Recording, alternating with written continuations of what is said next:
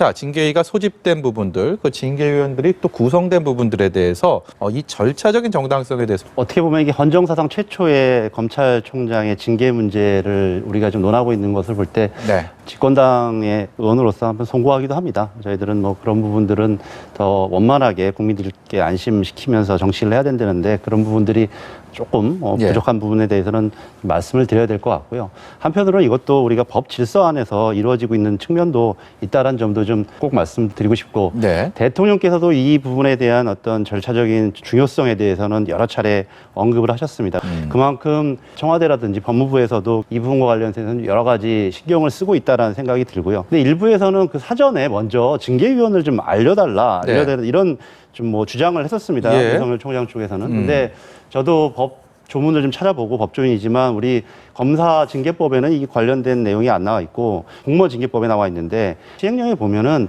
사전에 그런 로비라든지 이런 것 문제가 있을 수 있기 때문에 알려주거나 할 수 없도록 명문화되어 있습니다.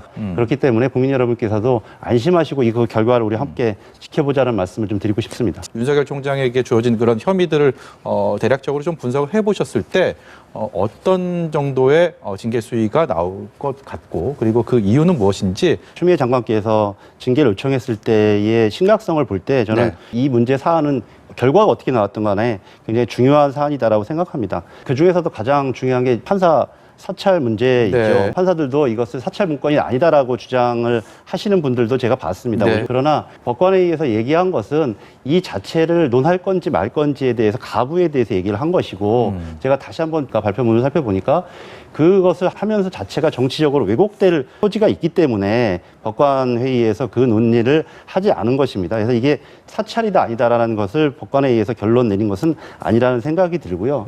법원의 수사와 관련된 정보가 아닌 판사 개개인에 대한 신상과 그 사람들에 대한 내밀한 내용까지 들어있는 것을 사찰이라고 하지 않으면 과연 무엇이 사찰이겠습니까? 징계위원회에서도 그런 점들을 엄중하게 볼 수 있지 않을까 생각하고요. 무엇보다 또 하나 더 덧붙이고 싶은 것은 지금 윤석열 총장 자체가 굉장히 정치적인 행위들을 하고 있습니다. 지난번 국정감사를 볼 때도 이분 스스로가 뭐 대선 출마 여부에 대해서도 부인하지 않았고 그렇다면 그 자체가 가장 중대한 전 사유다라고 보기 때문에 그런 점들이 문제가 될 것이라고 봅니다. 공수처의 앞으로 나아갈 길에 대해서 어떤 전망을 하시는지. 이 공수처가 많은 분들이 어떻게 보면 최근에 또 문재인 정부에서 만들어진 제도가 아니냐 뭐 이렇게 잘못 오해하실 분들도 있을 것 같아서 좀 설명을 드리면 96년도에 시민단체와 국회의원들이 고위공직자들의 비리가 있으니 이런 문제들에 대해서 조사기구가 필요하다는 청원에서부터 시작된 오래된 논의 과제입니다.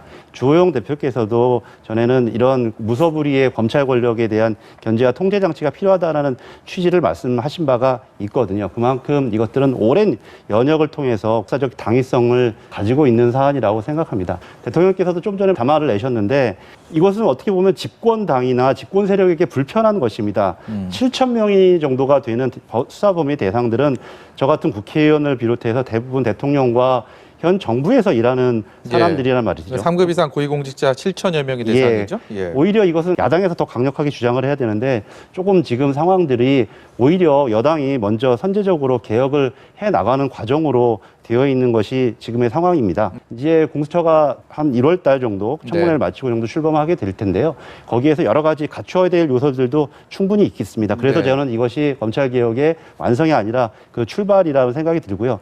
지금 야당이 오늘도 조금 이 표결이나 이런 데 대해서는 굉장히 반대를 했지만 앞으로 과정들에 대해서는 이것이 이제 제대로 출범할 수 있도록 더 돕고 협조해야 되지 않을까. 저는 검찰도 함께 협조를 해서 고위공직자들의 비리를 막는데 함께 좀 힘을 모았으면 좋겠다는 말씀.